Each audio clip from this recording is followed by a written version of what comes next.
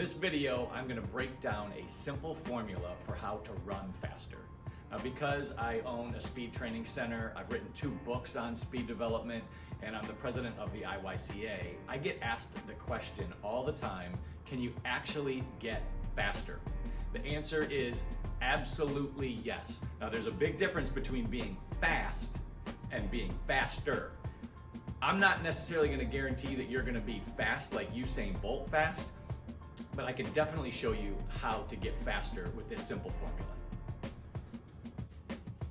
Now, there are a lot of other things that go into getting faster, but the main 3 things that you need to know in order for you to get better are going to be, first, you have to apply a lot of force into the ground. Second, you have to put that force into the ground as fast as you possibly can. And third, you need to put that force into the ground in the right direction. If you do those 3 things, you're gonna run faster. In order to put more force into the ground, you first are gonna have to get stronger, which probably means you're gonna need to start doing some strength training or lifting weights. There's research that shows that being able to squat a little bit over double your body weight, that's putting double your body weight on your back and squatting it, up to that point is gonna help you run faster. Beyond that, the research shows that there's probably no difference. What does that mean to you? That means that if you can't squat double your body weight right now, you probably need to get stronger. That doesn't mean that you have to squat. There are lots of different ways to get stronger. You could do one-leg squats, step-ups and lunges, deadlifts. You could even do a leg press. The idea is you need to get stronger to generate more force to put down into the ground. Next, you're gonna need to apply all that force that you've created from strength training into the ground as fast as you possibly can. Now, strength training or getting stronger is gonna help force production, but now you gotta train your nervous system to fire really quickly. You're gonna do that with things like plyometrics, explosive exercises like Olympic lifting or weighted jumps. You're gonna maybe do resisted running or incline running, either on a treadmill or up hills. You need to be able to put that force into the ground in a high rate of speed. These exercises are gonna train your nervous system in a different way than strength training alone.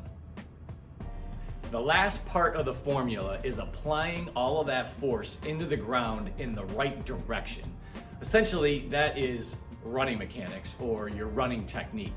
You've got to have pretty good running technique to apply the force in the right direction so you can take advantage of all that other training that you've been doing.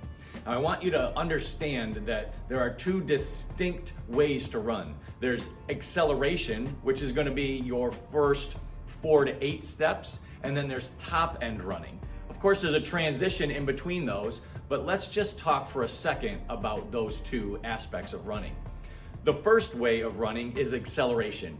When you're accelerating, you're gonna have a much greater lean forward than when you're at top end. Your knees are gonna come up high, you're gonna be covering ground, and you really need your feet to be driving backwards, hitting the ground behind your center of gravity to propel you forward on each step. It's a different feeling than top end running. At top end, you're gonna have a much more upright posture. Your knees are still gonna be coming up, but you're gonna have hard arm swings back and down. Like I said, you'll be upright. Your feet will look like they're landing out in front of you, but at the last second, you're gonna rip your feet backwards. It's a very different style of running than acceleration. So you don't wanna be doing one or the other the whole time you're running.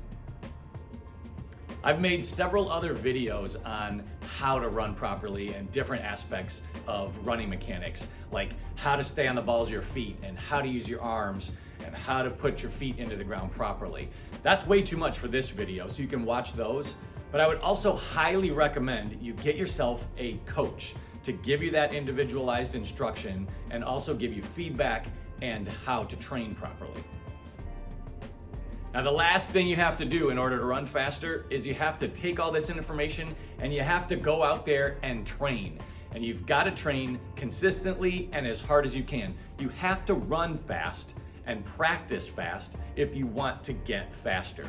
So I recommend that you train at least 2 to 4 times a week.